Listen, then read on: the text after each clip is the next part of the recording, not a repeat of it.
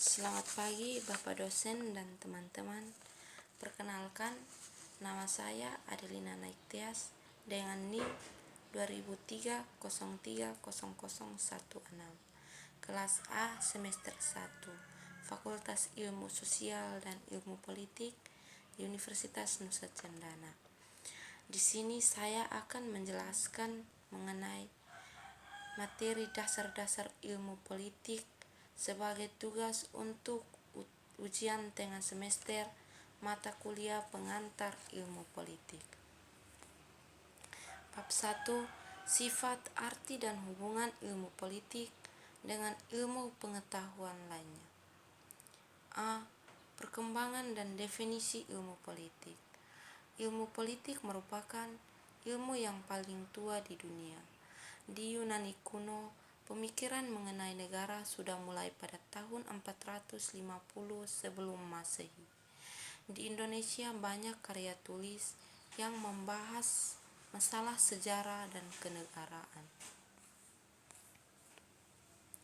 B. Ilmu politik sebagai ilmu pengetahuan. Karakteristik ilmu pengetahuan adalah tantangan untuk menguji hipotesis melalui eksperimen yang dapat dilakukan alam keadaan terkontrol. C. Definisi ilmu politik, yang di dalamnya terdapat beberapa bagian. Yang pertama, definisi negara.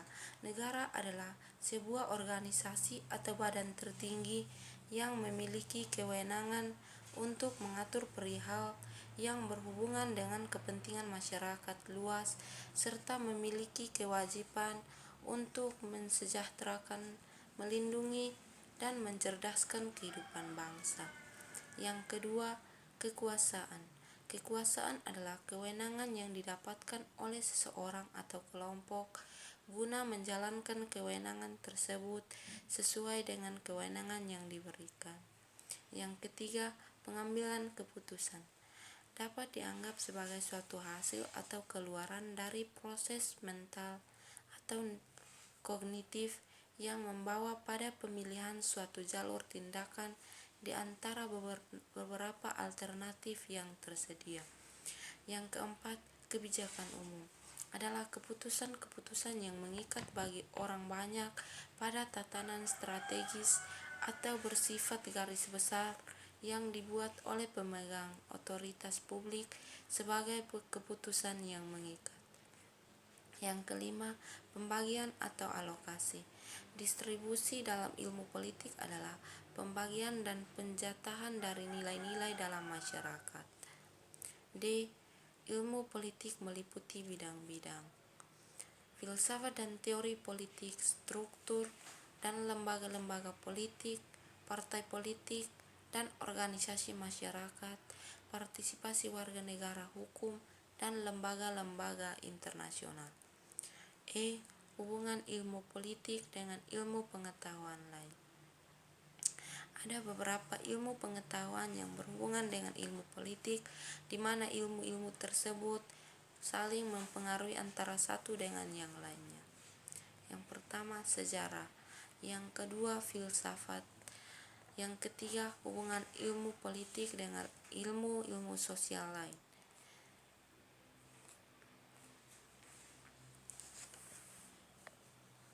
Konsep-konsep politik. A. Teori politik. Teori politik memiliki dua makna. Pertama, menunjuk teori sebagai pemikiran spekulatif tentang bentuk dan tata cara pengaturan masyarakat yang ideal. Makna kedua menunjuk pada kajian sistematis tentang segala kegiatan dalam masyarakat untuk hidup dalam kebersamaan. B. Masyarakat. Masyarakat adalah sekelompok manusia yang terjalin erat karena sistem tertentu, tradisi tertentu, konvensi dan hukum tertentu yang sama, serta mengarah pada kehidupan kolektif. C. Negara. Negara adalah organisasi kekuasaan yang berdaulat dengan tata pemerintahan yang melaksanakan tata tertib atas orang-orang di daerah tertentu. Sifat-sifat negara. Yang pertama, sifat memaksa. yang kedua sifat monopoli, yang ketiga sifat totalitas. Unsur-unsur negara, yang pertama rakyat, yang kedua wilayah, yang ketiga pemerintah yang berdaulat, yang keempat pengakuan negara lain. Tujuan dan fungsi negara. Tujuan negara sendiri secara umum adalah menyelenggarakan kesejahteraan dan kebahagiaan rakyatnya. Tujuan negara merupakan suatu pedoman dalam menyusun dan mengendalikan alat perlengkapan negara serta mengatur kehidupan rakyatnya.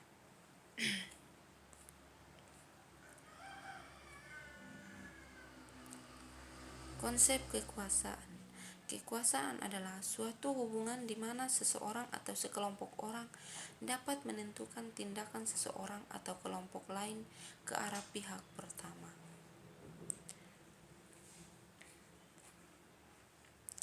Otoritas atau wewenang, yaitu kekuasaan yang sah yang diberikan kepada lembaga dalam masyarakat yang memungkinkan para pejabatnya menjalankan fungsinya. Hak untuk bertindak, kekuasaan wewenang, hak melakukan tindakan atau hak membuat peraturan untuk memerintah orang lain. Legitimasi. Legitimasi merupakan salah satu konsep penting yang dikupas dalam kajian ilmu politik. Berbagi pendekatan dalam ilmu politik.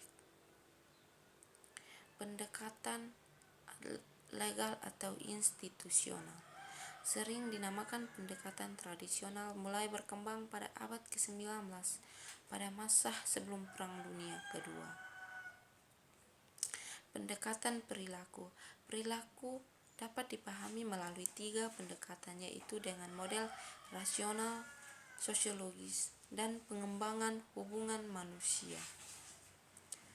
Yang ketiga, pendekatan neomarkis. Para neomarkis ini di satu pihak menolak komunisme dari Uni Soviet karena sifatnya represif. Tidak di pihak lain mereka juga tidak setuju dengan banyak aspek dari masyarakat. Teori ketergantungan adalah salah satu teori yang melihat permasalahan pembangunan dari sudut pandang negara dunia ketiga. Pendekatan pilihan rasional adalah kerangka pemikiran untuk memahami dan merancang model perilaku sosial dan ekonomi. Pendekatan institusionalisme baru adalah suatu subjek masalah yang mencakup peraturan, prosedur, dan organisasi formal pemerintahan. Demokrasi. Beberapa konsep mengenai demokrasi. Demokrasi konstitusional, demokrasi parlementer, demokrasi terpimpin, demokrasi Pancasila, demokrasi rakyat, demokrasi Soviet, demokrasi nasional, dan sebagainya. Demokrasi konstitusional. Demokrasi konstitusional ialah pemerintahan yang kekuasaan politik dan kekuasaan pemerintah dibatasi konstitusi atau undang-undang dasar. Sejarah perkembangan. Pada mulanya, sistem demokrasi berada pada zaman Yunani kuno pada abad ke-6 sampai kepada abad ke-3 sebelum Masehi. Demokrasi dalam wujud konkret atau nyata sebagai program dan sistem politik akhir abad ke-19 merupakan perwujudan dari suatu pemikiran keberadaan hak-hak politik dari rakyat. Demokrasi konstitusional abad ke-20, terutama sesudah Perang Dunia Kedua, telah terjadi perubahan-perubahan sosial dan ekonomi yang sangat besar. Perkembangan demokrasi di Asia, Pakistan, dan Indonesia. Perkembangan demokrasi di Pakistan. Pakistan adalah negara yang berpolitiknya kurang stabil. Kebanyakan rezim pemerintah berkuasa setelah kemerdekaan nasionalisnya dikuasai oleh pemerintahan militer. Perkembangan demokrasi di Indonesia. Perkembangan demokrasi di Indonesia dapat dibagi menjadi 4 periode. Yang pertama, periode 1945 sampai 1959. Yang kedua, periode 1966 sampai 1965. Yang ketiga, periode 1966 sampai 1998. Yang keempat, periode 1999 sampai sekarang. Komunisme, demokrasi menurut terminologi komunisme dan perkembangan post-komunisme. Komunisme adalah suatu paham anti-kapitalisme di mana di dalamnya penerapan tidak mengakui kepemilikan akumulasi modal pada individu dan seluruh alat-alat produksi dikuasai oleh negara untuk kemakmuran rakyat secara merata. Ajaran Karl Marx. Karl Marx berpendapat bahwa sejarah manusia merupakan sejarah perjuangan kelas. Perkembangan Marxisme Leninisme di Uni Soviet. Marxisme Leninisme ideologi politik yang dimiliki Partai Komunis Uni Soviet dan Komintern, dan para pendukungnya menganggap ideologi ini berakar dari Marxisme dan Leninisme. Pandangan mengenai negara dan demokrasi. Pandangan mengenai negara dan demokrasi. Pengertian demokrasi berasal dari bahasa Yunani, yaitu demos yang berarti rakyat dan kratos yang berarti pemerintahan, sehingga diartikan sebagai pemerintahan rakyat. Demokrasi rakyat adalah demokrasi yang dilandasi paham sosialis, komunis dengan mengutamakan kepentingan negara tapi mengabaikan kepentingan perseorangan. Undang-Undang Dasar. Undang-Undang Dasar merupakan hukum dan tata fungsi Undang-Undang Dasar 1945. Sebagai hukum dasar, Undang-Undang 1945 berisi norma-norma dan aturan-aturan yang harus ditaati dan dilaksanakan oleh semua komponen tersebut. Pengantar sifat dan fungsi Undang-Undang Dasar. Sebagai hukum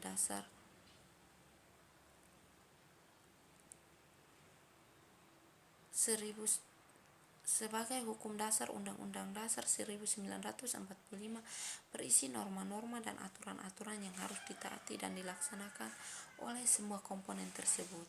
Undang-Undang Dasar bukanlah hukum biasa, melainkan hukum dasar, yaitu hukum yang tertulis dan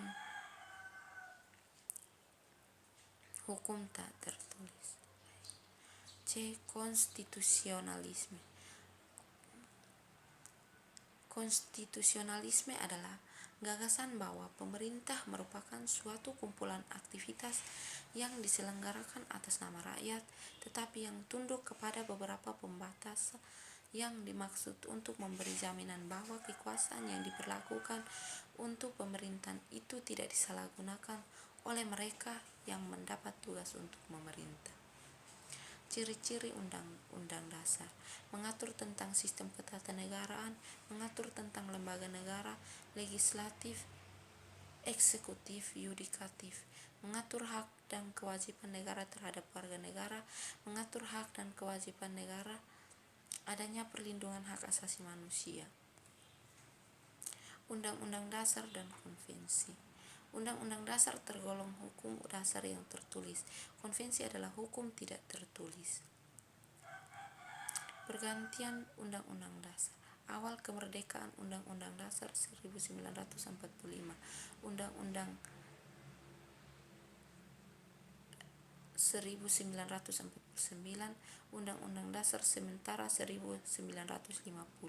Kembali ke Undang-Undang Dasar 1945 sampai sekarang. Perubahan Undang-Undang Dasar. Yang pertama, perubahan pertama, perubahan kedua, perubahan ketiga, perubahan keempat. Supremasi Undang-Undang Dasar. Pasal 28D Undang-Undang Dasar 1945 pada ayat 1 dapat dijalankan dengan menegakkan supremasi hukum bagi tiap masyarakat. Undang-undang dasar tidak tertulis. Undang-undang dasar fleksibel. Konstitusi fleksibel adalah konstitusi yang tidak memerlukan metode atau proses khusus untuk melakukan perubahan dan amandemen. Undang-Undang Dasar Indonesia adalah sumber hukum dasar tertulis yang mengikat dan mengatur pemerintah, lembaga negara, dan juga mengikat seluruh warga negara Indonesia. Sekian dan terima kasih.